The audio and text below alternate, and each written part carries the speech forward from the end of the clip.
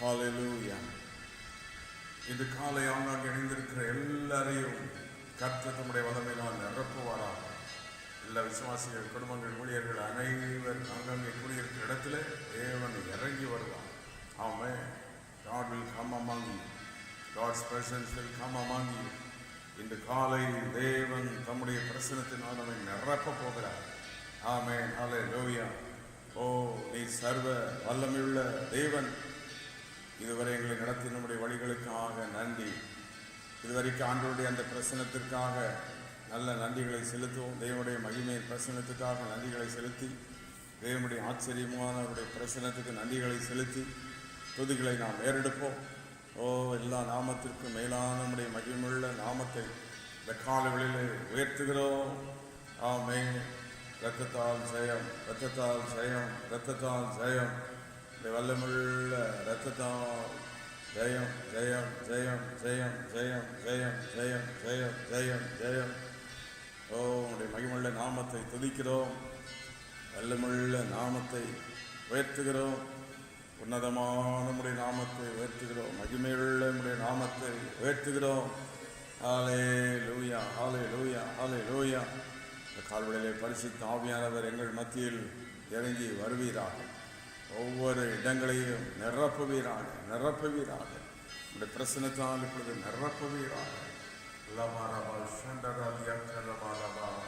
நீ எங்கிருக்கிறீரோ அங்களுடைய மகிமை இறங்கி வருமே.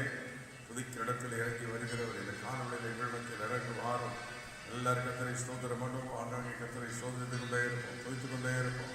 இந்த காலவழியிலே ஒரு தெய்வ மகிமை, தெய்வ பிரசன்னம் ஒவ்வொரு இடத்தை நிரப்புவதாக, நிரப்புவதாக, நிரப்புவதாக. ஹல்லேலூயா, ஹல்லேலூயா. எல்லாரும் இணைந்து கர்த்தரை பாடி ஆராதித்து துதித்து வேத வசனத்தை தியானித்து ஜெபிக்க போகிறோம். எல்லாரும் இணைந்து நம்பிக்கைக்கு உரியவரே உடைய பாதத்தில் இந்த காலை வந்திருக்கிறோம்.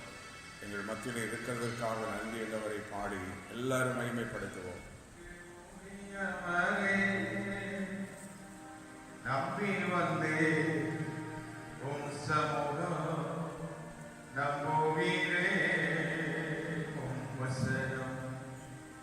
நம்பிக்கைக்கு உரியவரே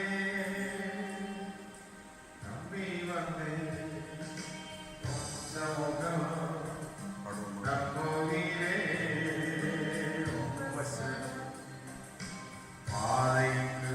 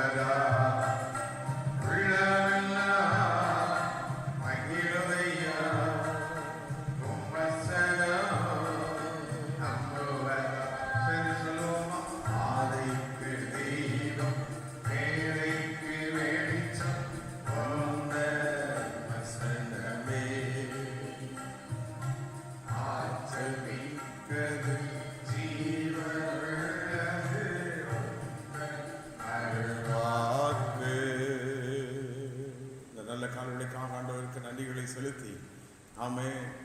ஆற்றல் மிக்க அவருடைய வார்த்தை, அவருடைய வசனம். ஆமே. இன்று காலை நம்முடைய தியானத்திற்கென்று ஒரு வேத வசனத்தை எடுத்துக்கொள்ளலாம்.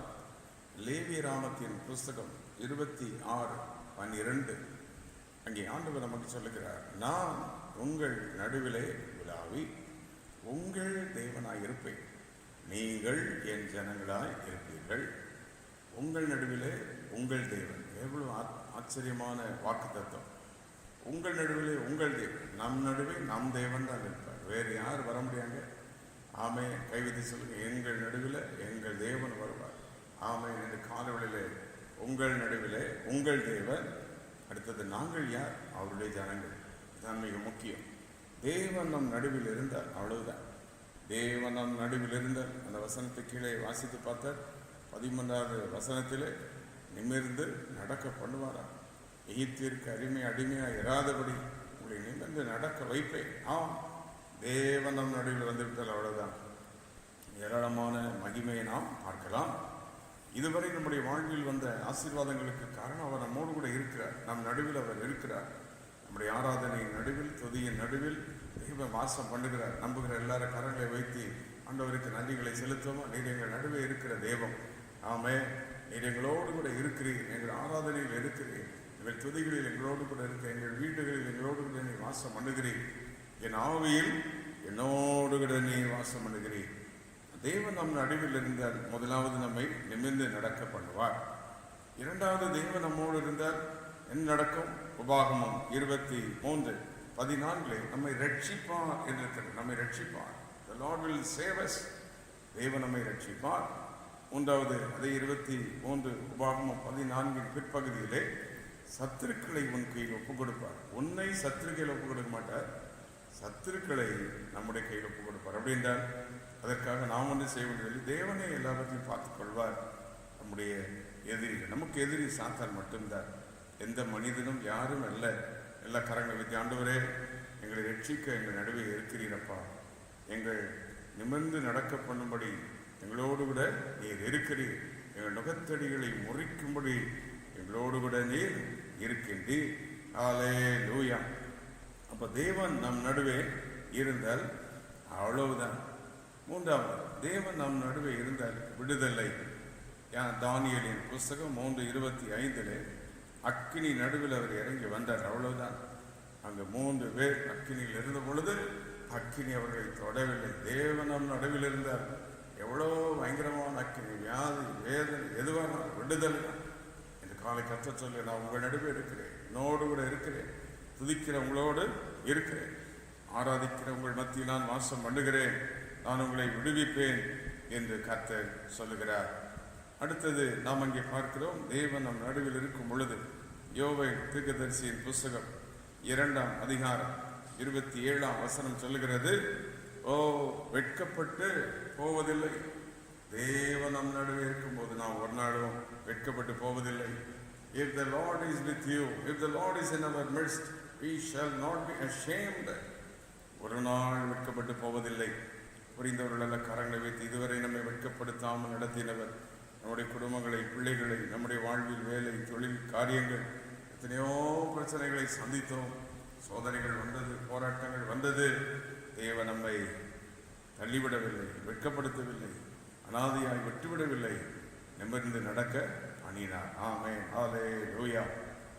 அடுத்தபடியாக செப்பனியா 3:15 தேவன் நம் நடுவில் இருந்தார். அங்கே வாசிக்கிறோம், ராஜாவாகிய கர்த்தர் உன் நடுவில் இருக்கின்றார், ஆகவே நீ தீங்கை காணாதிருப்பாய். ஆமென். You will not see any evil. தேவன் நம்மோடு கூட இருக்கும்போது எந்த தீமையும் நம்மை அழித்து விடாது. ஆமென். ஹல்லேலூயா. தேவன் நம் நடுவில் இருக்கும்போது, தேவன் நம்மோடு கூட இருக்கும்போது, ஆமென், எந்த தீமையும் நம்மை அழித்து விடாது. ஆமென். ஹல்லேலூயா. தேவன் நம் நடுவே வந்து விட்டார், அவ்வளவுதான். யாத்திராகமம் 3:4 முட்செடியின் நடுவில் இறங்கி வந்தார். மோசே அங்கே இருக்க, மோசேயின் நடுவில் அங்கே இறங்கி வந்தபோது ஆண்டவர் அவனை ஊழியத்திற்கு தெரிந்து கொண்டார். வல்லமையாய் எடுத்து பயன்படுத்தினார். ஜாதிகளுக்கு தகப்பனாய் மாற்றினார். செங்கடலை பிளக்க வைத்தார். தேவன் நம் நடுவில் இறங்கி வந்து விட்டார், அவ்வளவுதான். நம்மை பயன்படுத்துவார், அவருடைய ஊழியத்தில் பயன்படுத்துவார், அவருடைய அபிஷேகத்தை தருவார். God comes among us with a purpose. நம்முடைய வாழ்வில் ஒரு நோக்கத்தோடு தான் நம் நடுவே அவர் இறங்கி வருகிறார். எத்தனை பேர் இந்த காலவெளியிலே தேவன் நம் நடுவில் இருக்கிறார், எங்கள் குடும்பத்தின் நடுவே இருக்கிறார், எங்கள் ஆராதனை நடுவே இருக்கிறார், கரங்களை சுற்றி எங்கள் நடுவில் இருக்கிற எங்கள் தேவனே, எங்கள் துதியின் நடுவே, எங்கள் சபையின் நடுவே, எங்கள் ஆராதனையின் நடுவே, எங்கள் நடுவே இருக்கிற தெய்வமே, நாங்கள் உமக்கு நன்றி. தேவன் நம் நடுவே இருக்க நாம் என்ன செய்யலாம், என்ன செய்து கொண்டிருக்க வேண்டும்? சத்தமிட்டு கம்பீரி, அவ்வளவுதான். ஏசாயா 12:6 சொல்லுகிறது, ஓ சத்தமிட்டு கம்பீரி, சத்தமிட்டு கம்பீரி, சீயோனில் வாசமாக இருக்கிறவளை சத்தமிட்டு கம்பீரி, பிரைசியம். அவ்வளவுதான், தேவனை துதியுங்கள், அவ்வளவுதான். அதாவது காலையிலேயே நாம் துதிக்க ஆரம்பித்து விட்டோம் அல்லவா? ஒவ்வொரு நாள் காலையில் எழுந்து அவரை துதிக்க தேவன் நம் நடுவே இருப்பான். இரண்டாவது, தேவன் நம் நடுவே இருக்க அவருடைய வசனத்தை தியானித்தால் போதும். எம்மாவுக்கு சென்ற சீஷர்கள் லூக்கா 24:36 எடுத்து வாசித்து பார்த்தால் ஆண்டவரை பற்றியும் அவருடைய வசனத்தை பற்றியும் உயிர்த்தெழுதலை பற்றியும் பேசிக்கொண்டு போனார்கள், அவ்வளவுதான். அவருடைய வார்த்தையை, தேவனுடைய வார்த்தையை பேசிக்கொண்டு போகும்போதே அவரே வந்து நின்றார். இன்று காலை இப்பொழுது கர்த்தருடைய வார்த்தையை தியானித்துக் கொண்டிருக்கிற வேளையில் அவரே நம் நடுவே இருக்கிறார். புரிந்தவர்கள், உணர்கிற எல்லாரும் கரங்களை வைத்து நன்றியை செலுத்திக் கொண்டே இருங்கள். இப்பொழுது பரிசுத்த ஆவியினால் நிரப்பப்படுங்கள். தெய்வ ஆவியானவர்களை நிரப்புகிறார், துதியினால் உங்கள் நாவை நிரப்புகிறார். உங்களுடைய உள்ளத்தில் இருக்கிற சஞ்சலங்கள் எல்லாம் இந்த காலவெளியிலே மாறி போகிறது, வேதனைகள் எல்லாம் மாறி போகிறது. யாரோ எனக்கு என்ன செய்ய முடியும் என்று சொல்லியிருந்தீங்களே, கர்த்தர் உங்கள் நடுவே வந்துவிட்டார். அவரே அற்புதங்களை செய்வார், அவரே தம்முடைய வல்லமையை விளங்க செய்வார். நம்முடைய ஆண்டவர் சர்வ வல்லமையுள்ள தேவன். ஹல்லேலூயா. இந்த காலவெளியிலே நம்முடைய மத்தியில் அவர் பிரசன்னராக இருக்கிறார். நம்முடைய மத்தியிலே அவருடைய மகிமை நம்மை நிரப்பி இருக்கிறது. ஹல்லேலூயா. இந்த காலவெளியிலே அவருடைய பிரசன்னம் நம்மை மூடி இருக்கிறது, அவருடைய மகிமை நம்மை நிரப்பி இருக்கிறது. ஆமென். சபையின் நடுவே ஆண்டவர் இருக்கின்றார். எரேமியா 14:9 நீர் எங்கள் நடுவே இருக்கிறவராமே. நாம் ஒன்று மட்டும் செய்யணும், எங்களை விட்டு நீர் போகாதிரும். கைவிட்டு கேட்போம் அந்த காலவெளியிலே, எங்களை விட்டு நீர் போகாதிரும் ஆண்டவரே. எங்களோடு நீர் வாசம் பண்ணும், எங்கள் துதியிலே வாசம் பண்ணும், எங்கள் ஜெபத்தில் இறங்கி வாரும், எங்கள் ஆலயத்தில் இறங்கி வாரும். இன்று தேவன் நமக்கு வாக்கு பண்ணுகிறார், நான் அதன் நடுவில் மகிமையாக இருப்பேன். சகரியா 2:5. இன்று காலை ஏதோ ஒரு அற்புதம் நடக்கிறது. தேவன் வாக்கு பண்ணுகிறார், உன் குடும்பத்தின் நடுவில் உன்னோடு கூட நான் இருப்பேன், உன் தொழிலில் உன்னோடு கூட நான் இருப்பேன், உன் வேலையில் உன்னோடு இருப்பேன், உன்னுடைய ஊழியத்தில் உன்னோடு கூட இருப்பேன், திருச்சபையில் ஆராதனையில் உன்னோடு இருப்பேன், நீ செல்லுகிற இடமெல்லாம் உன்னோடு கூட இருப்பேன், உன் பிள்ளைகள் எங்கிருக்கிறாள் அங்கெல்லாம் நான் உன்னோடு இருப்பேன். இந்த நேரத்தில் ஒரு தேசத்தில் வெளி இடங்களில் இருக்கிற பிள்ளைகள் எங்கிருந்தாலும் கர்த்தரை மகிமைப்படுத்திக் கொண்டிருக்கிற அந்த இடத்துல தேவன் இருக்கிறான். இனி நாட்டு வரை தேவன் அவர்களோடு கூட இருப்பான். கையசைச்சு பிள்ளைகளோடு கடற்கடத்தர் இருப்பான், குடும்பங்களோடு இருப்பான், நம்முடைய ஆராதனைகள் அவர் நம்மோடு கூட இருப்பான். அதான் அவருடைய வாக்கு தத்துவம். ஆகவே it's a promise of God. தேவன் சொல்றான், நான் உங்கள் நடுவே உலாவி உங்கள் தேவனாய் இருப்பேன். லேவியராகமம் 26:12-13 வாசித்து பாருங்கள். அருமையான வாக்கு தத்துவம். உங்கள் நடுவே உலாவி உங்கள் தேவனாய் இருப்பேன். உங்கள் என்று சொல்லுகிறார், அப்புறம் நீங்கள் என்று சொல்லுகிறார், நீங்கள் என் ஜனங்கள் என்று சொல்லுகிறார். ஆகவே தேவன் என்று காலை வாக்கு பண்ணுகிறார், நான் உங்களோடு இருப்பேன். எல்லாம் கை வைத்து சொல்லுவோம். வியாதி எங்கள் நடுவில் வேண்டாம், கடன் தொல்லை வேண்டாம், பிரச்சனைகள் வேண்டாம், குடும்பத்தில் சண்டைகள் வேண்டாம், போராட்டங்கள் வேண்டாம். இதெல்லாம் எங்கள் நடுவிலிருந்து விலகி போகணும். எல்லா பிரச்சனைகள், பிள்ளைகள் படிக்காமல் இருக்கிறது, வேலை இல்லாமல் இருக்கிறது, இப்படிப்பட்ட வார்த்தைகள் எல்லாம் விலகணும் எங்களை விட்டு. நாங்கள் என்ன சொல்லணும்? கர்த்தர் எங்களோடு கூட இருக்கிறார், எங்கள் குடும்பம் நன்றாக நடக்கிறது, தேவனை ஆராதிக்கிறோம், பிள்ளைகள் படிக்கிறார்கள், வேலைகள் ஆசீர்வாதமாக இருக்கிறது, கர்த்தர் எங்களோடு கூட இருக்கிறார். வியாதி வந்தது, அந்த வியாதி எல்லாம் ஓடி போய்விட்டது, சுகமாகிவிட்டது, நன்றாக இருக்கிறோம், ஆரோக்கியமாக இருக்கிறோம், தொழிலில் நல்ல விருத்தியை கத்த கொடுத்திருக்கிறார், வேலையில் உயர்வை கத்த கொடுத்திருக்கிறார். தேவன் எங்களோடு கூட இருப்பான். இதுதான் நீ நம்முடைய வார்த்தையில் வரப்போகுது, வாயில வரப்போகுது. இந்த வார்த்தை தான் தனிக்க போகிறது. இந்த காலை கர்த்தர் வாக்கு பண்ணுகிறார், நான் உங்கள் நடுவிலே உலாவி நான் உங்கள் தேவனாய் இருப்பேன். சபையின் நடுவே உலாவுகிற தேவன் நான் தானே, துதியின் நடுவே இறங்கி வருகிற தேவனும் நான் தானே. உங்கள் குடும்பத்தின் நடுவே, உங்கள் வாழ்க்கையின் நடுவே நான் இருப்பேன். I want to be among you, I want to be in the midst of you. சங்கீதத்தில் வாசிக்கிறோம், தேவன் அதன் நடுவில் இருக்கிறார். அது அசையாது. அதில் முக்கியமான வார்த்தை அதிகாலையிலே தேவன் அதற்கு சகாயம் பண்ணுவார். தேவன் நடுவில் இருக்கும்போது அதிகாலையில் அவரை தேடணும், அதான் முக்கியம். தேவன் நம்மனோட இருக்கும்போது காலையில் நம்மால் எழுமாமல் இருக்க முடியாது, காலையில் அவரை தேடாமல் இருக்க முடியாது, துதிக்காமல் இருக்க முடியாது. ஆகியனால ஓடி வந்துட்டோம் காலையில் எல்லாரும் ஆமென் ஹல்லேலூயா. பரிந்தவர்கள் கரங்களை உயர்த்தி ஆண்டவரே எங்கள் நடுவே இருக்கிறேன். இன்று காலை நாம் இணைந்து இப்படி ஜெபிக்கிறது ஒரு ஒரு சரியான காரியத்தை தெரிவிக்கிறது. என்ன, தேவன் நம்மோடு கூட இருக்கிறார். அதனால நம்ம எழுப்பி விட்டார். ஆராய்த்து கொண்டிருக்கிறோம், துதித்து கொண்டிருக்கிறோம், ஜெபித்து கொண்டிருக்கிறோம். நமக்கு நடந்த அற்புதங்கள் என்ன சொல்கிறது? தேவன் நம்மோடு கூட இருக்கிறார். போராட்டங்கள் வந்தது ஆனால் மறைந்தது, என்ன சொல்லுகிறது? தேவன் கூட இருக்கிறார்.